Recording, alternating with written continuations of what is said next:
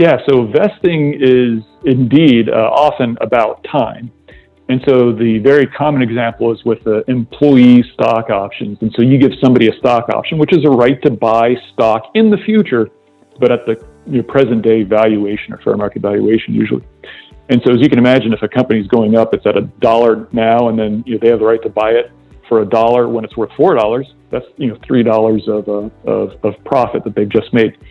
So that's typically where vesting comes in. It says we're going to give you this option, but you can't exercise this option until these vesting dates. And a very typical vesting schedule is 4 years with a 1-year cliff. What that means is 100% of the option won't vest until 4 years, but it vests over time. The 1-year cliff means 0% vests until 1 year, and then at 1 year, 25% falls over the cliff and vests. And then it might vest every month or quarter thereafter until you get to 4 years, in which case you're 100% vesting. So that's what vesting means from a time perspective. However, you don't always want it to just be time.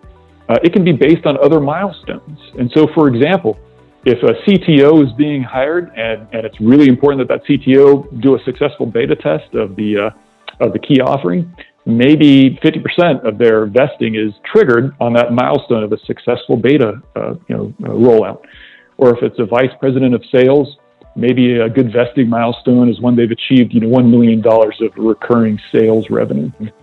And this also does apply to founders. So I talked about stock options, but founders, same thing. If a investor comes in, they may say, there's 2 or 3 founders. You've been working at it for a couple of years. Each of you owns a third. But I'm nervous if I invest a couple $1 million. What happens if one of those founders wants to leave or gets a better job elsewhere? So they will ask the founders to sort of do reverse vesting. They still own a third each. They're not getting a right to buy it in the future. They own that. But you can actually start vesting it to say, if you leave within the next year, I get to buy back maybe half of your equity that you currently own.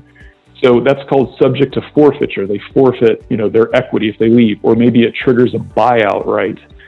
So vesting can happen both with stock options for employees, but also more like reverse vesting for founders who actually own the stock. They can lose that stock, and sometimes even before you take a significant investment, founders might say, "Hey, we're doing this. It's going to take a long time. I want to protect myself from my future ex-partners.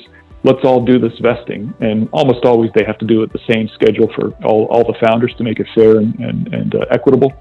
But it's not uncommon for sophisticated founders to say, we got to make sure that if somebody leaves, they don't leave with a third of the company that the company can never use in the future. That can be dangerous.